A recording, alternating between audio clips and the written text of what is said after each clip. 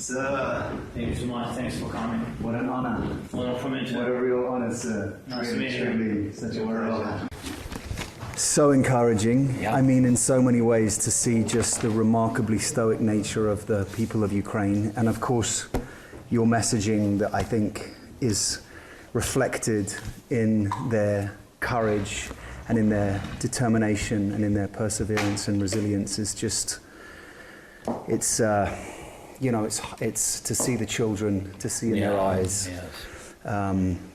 It's palpable, the anxiety, and yet the strength of the Ukrainian people is something that is really awe-inspiring in truth. So it's, and of course, you know, your messaging is the reason for that. So it's remarkable to see how you are, you know, holding this country and We have good country. Well, We hold each other. Yes. And thank you very much for your coming and your messages, because your coming is also a big message, and for us it's very important.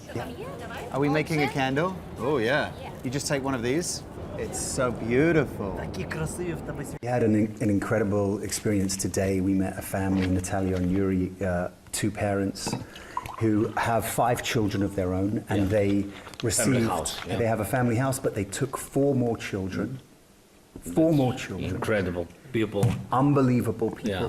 Took 4 more children, each that there are siblings, took them into their home, they feed them, they take them to school. These children are not well, they have medical needs. That's the future for hopefully, that is the kind of future for children who are orphaned in this country, because obviously that's what UNICEF is advocating for, as opposed to institutionalized ways of raising children.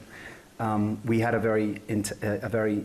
heard everything that was said today about the missing children and so on. And this is something that I think UNICEF is taking incredibly seriously, just as the rest of the world is watching. Of course, President, you know, he who shall not be mentioned was made a war criminal because of this, and it's so horrific what's going on. But I think that If we can create, sorry for interrupting, if we can create our 2 teams jointly to create the points, step by step, what to do, if we can work, because of course informational wave about the children, how to bring them back and to do everything, this infrastructure for children, educational network, and if we can prepare and then do big informational wave, because you know sometimes when they are like children, when they are waiting, you give straight messages that you will be at home, and then they begin to wait, but you don't have all facilities, and it's also will be big, that's right. not good kick for them, and that's why I think if we can work a little bit. I visited School in Irpin today. There were 2 bomb shelters within the school. Each could take about 300 to 500 children, and UNICEF has set them up. Great. And they look like the child-friendly space. It's the light. It's the appropriate, safe shelter for children in these circumstances. And I think that is a very important issue for UNICEF, and I certainly saw one today. I'm a member of a Buddhist organization since I'm 16, and my mentor is a Japanese man in Japan, a man named Daisaku Ikeda.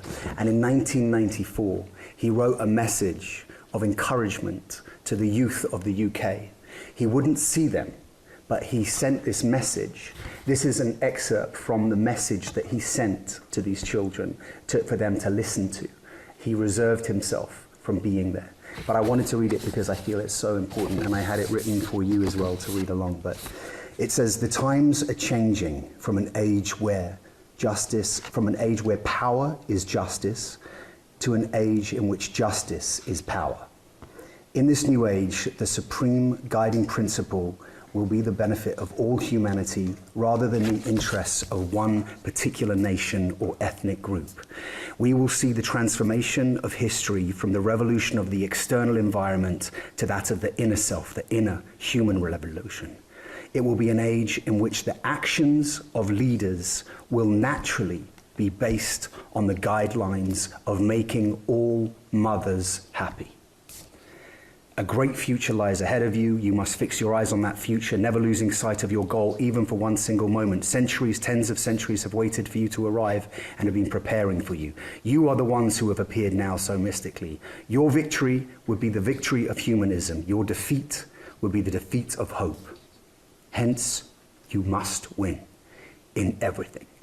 You must fight with an indomitable spirit. Once fortune was against a knight who was captured in battle by his enemies and had his castle confiscated. Where is your castle now? They asked, laughing scornfully. You have lost everything, they implied. The knight answered resolutely, holding his head high. My castle is in my heart. Cool.